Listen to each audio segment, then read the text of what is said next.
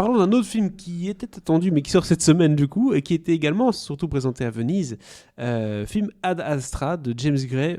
Il y a déjà la critique sur le podcast, donc si vous avez déjà entendu la critique, vous allez dire ouais, ils vont dire la même chose.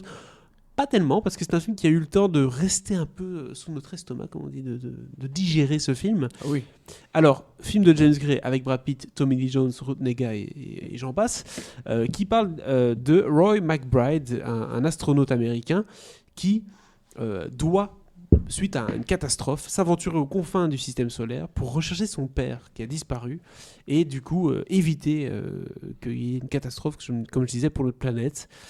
Mais son père, comme je dis, a disparu, lui pense qu'il est mort. Donc il y a déjà un peu ce questionnement de dire où est mon père et qu'ai-je fait depuis, parce que comme vous le savez c'est un film de James Gray, donc on n'est pas dans la pure SF, on est dans un mélange de drame et de SF, et donc ça donne un film très particulier.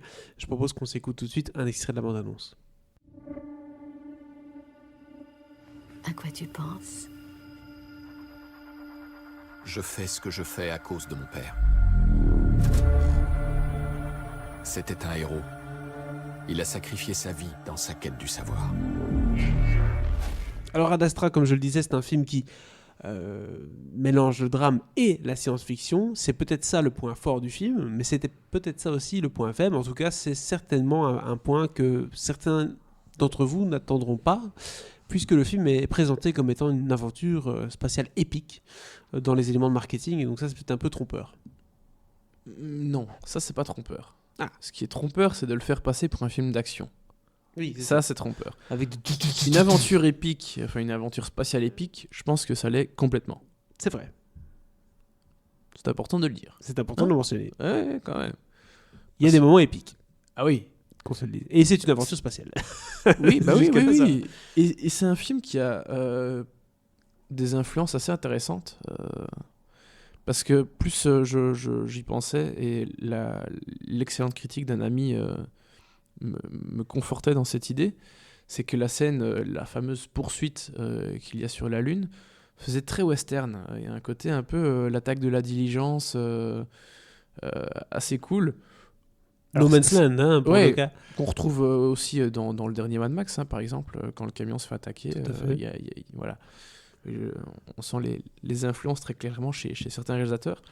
Et là, c'est vrai que ça se fait bien sentir dans Ad Astra. On sent que James Gray a infusé quelques films avant de projeter ça d'une certaine façon dans le sien. Très clairement, c'est sans doute son film le plus ambitieux, d'un point de vue technique, d'un point de vue... Un de ses films les plus ambitieux. Ouais. Alors, d'un point de vue technique, peut-être le plus ambitieux. Oui, ça c'est sûr. D'un point de vue général, je le mettrais en tout cas au moins au même niveau que The Lost City of Z, peut-être plus haut. Bon, après ça c'est une question c'est un débat qui... Excellent film, hein, Lost City of Z, que beaucoup de gens n'ont pas vu. Oui, ah bah oui, D'ailleurs, c'est donc, passé assez malheureusement assez inaperçu. Si vous aimez Je les me films demande bien d'aventure. pourquoi. Bah oui, parce que non, alors là c'est un pur film d'aventure à l'ancienne. Dans Un la truc- jungle, ouais, on en retrouver fait une plus cité beaucoup des perdue. films comme ça, il y en a plus beaucoup. Mais c'est pas has-been, enfin c'est pas un truc à la Indiana Jones ou quoi, c'est vraiment Non, c'est une aventure humaine Ouais, de ouais. gens qui vont dans la jungle, c'est pas du tout... Parce que tu sais, très t'entends aventure jungle... très premier degré aussi, hein, Oui, c'est ça. vraiment à l'ancienne, et c'est vraiment un très très beau film C'est d'aventure. vrai. Ça faisait partie de mes films préférés de cette année-là. Donc non, James Gray, c'est évidemment un réalisateur hyper talentueux. Et le voir s'essayer au film spatial, c'est assez intéressant. Parce qu'ici, il y a un élément qu'on retrouve et qui était déjà assez intéressant dans Lost City of Z, c'est que c'est pas mal un film sur la solitude, sur l'isolation. Le personnage de Brad Pitt, il est de tous les plans du film parce qu'il est constamment seul ou presque. Il y a un moment où il est vraiment très très seul. Et même quand il est accompagné, en fait, tu sens qu'il doit toujours être...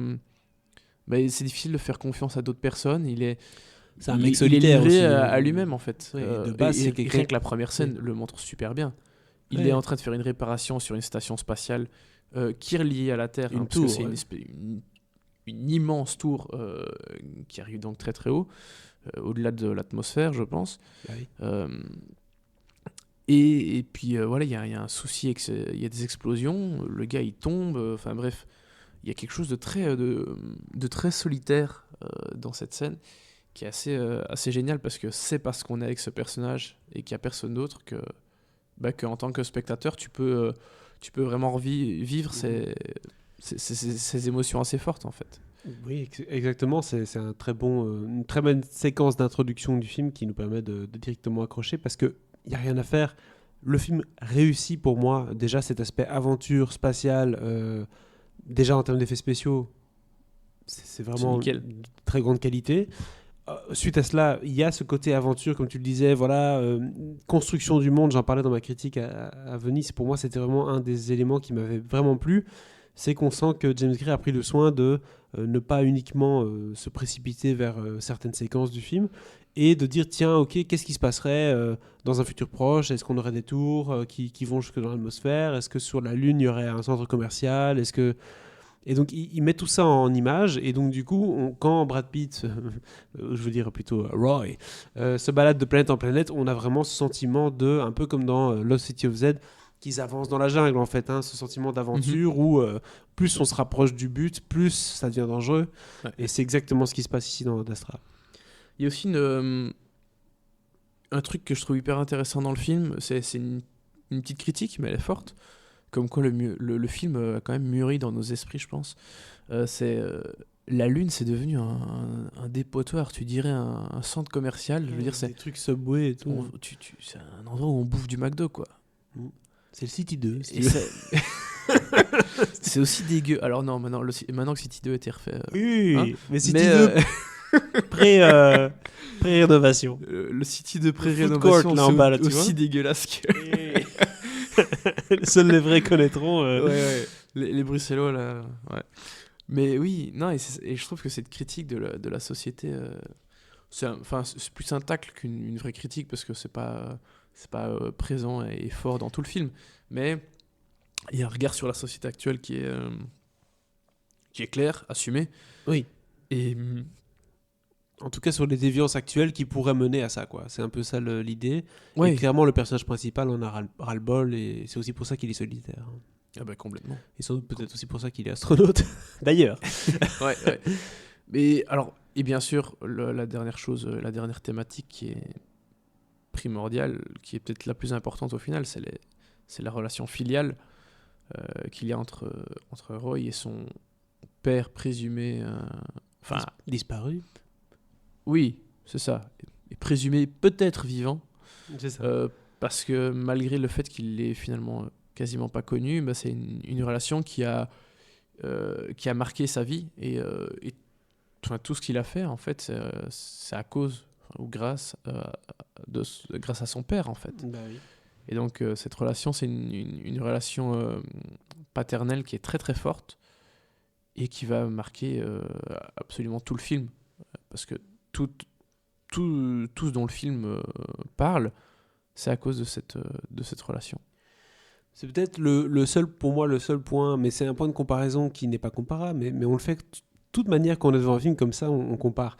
Je pensais beaucoup à Interstellar en voyant ce film, parce qu'il y a le côté relation familiale, tu sais, je suis dans l'espace mais je pense à ma famille, et il y a beaucoup de ça. Matthew McConaughey, Il y a beaucoup de ça dans Jessica Chastain. voilà. Ouais. Il y a beaucoup de ça dans le film aussi, mine de rien, la relation entre les deux.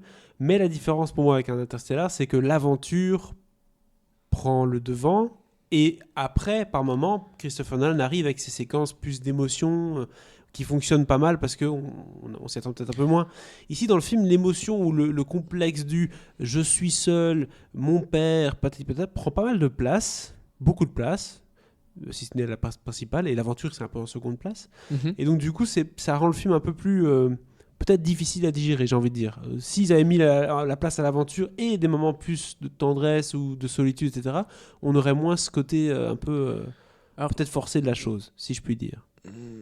J'utiliserai pas le mot aventure parce que de l'aventure, je trouve qu'il y en a tout le temps. Mais à D'accord, nouveau, non, mais- c'est pas de l'action. Je vais rephraser ce que je dis. À la sortie de la projection à Venise, il y a certaines personnes qui ont dit, dont moi d'ailleurs, c'est Brad Pitt qui fait une dépression dans l'espace. Oui. Comme mini-critique du film, d'accord ? Oui. Et donc, je trouve que c'est un peu dommage de résumer ce film à ça, même si c'est peut-être ce que j'ai fait le moment même. Mais c'est ce qui nous ressort quand on voit le film. Alors qu'un Interstellar, tu vas pas te dire c'est Matthew McConaughey qui pleure ses gosses dans l'espace. Non. Voilà. C'est ça que je veux dire, c'est est-ce qu'il y a moyen de... Il y aurait peut-être eu moyen de doser ces séquences d'émotion ou de questionnement philosophique avec une voix off, qui parfois n'est pas utile d'ailleurs. Voilà, c'est ça, c'est peut-être une couche un peu too much. Je comprends, ouais. Tu vois, trop évident. Ouais. Par moment. Mais en tout cas, c'est un film que j'ai envie de revoir avec beaucoup de plaisir. Parce que je pense que c'est un film qui doit se digérer et peut-être se redécouvrir d'une nouvelle façon. En tout cas, en sachant certaines choses, certains éléments du film, tu vois souvent un film d'un œil un peu neuf. Et donc voilà, même si... Alors j'étais plutôt enthousiaste à la sortie de la Projo à Venise, et je pense que de tout notre groupe, j'étais le plus enthousiaste. Et j'ai parfois du mal à comprendre certains avis de confrères critiques qui sont vraiment très très enthousiastes. Et du coup, ça me donne vraiment envie de revoir le film en disant tiens, qu'ai-je éventuellement loupé, etc. Et voilà, ça c'est un exercice que j'aime bien faire avec des films, les revoir. Je pense surtout quand j'ai un avis un peu... Je suis pas entre deux, je suis pas en train de dire ah non j'ai pas aimé, mais quand on a certaines réserves, je trouve ça assez intéressant de revoir un film.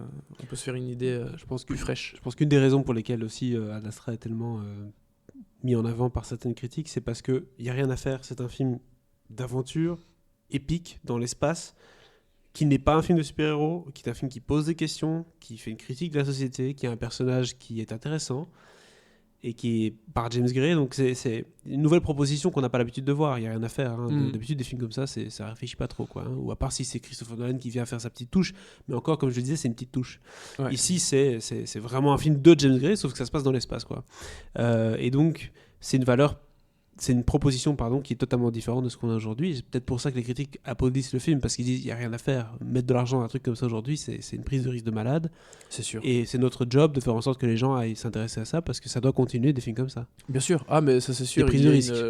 C'est notre boulot aussi de donner envie aux gens d'aller voir des choses vers lesquelles ils n'iraient sans doute pas.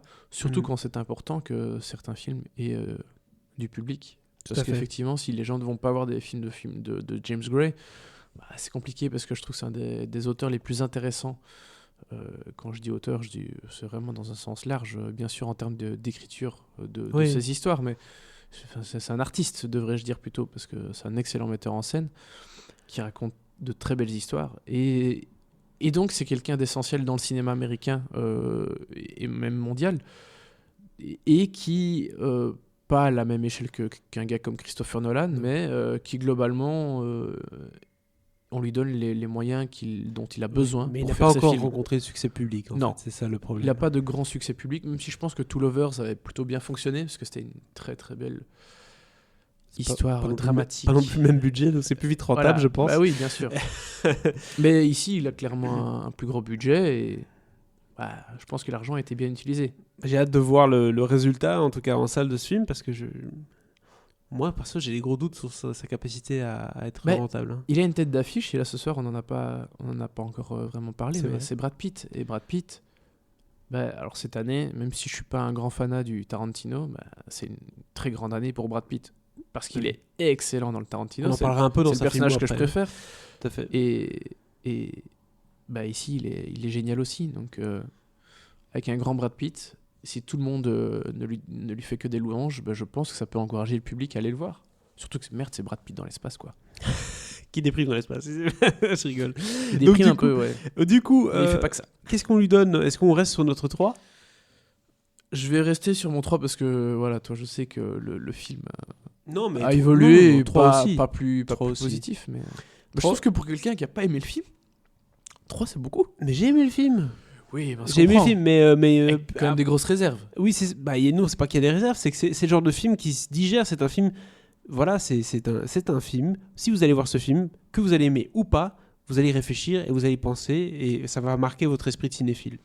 Donc ça reste important d'aller voir ce film. Si vous aimez le cinéma, vous avez une vraie proposition de cinéma. Donc faites-vous plaisir, allez voir Ad Astra. Et après, à vous de juger si vous mettez 4, 5, 2 ou 1 ou 3.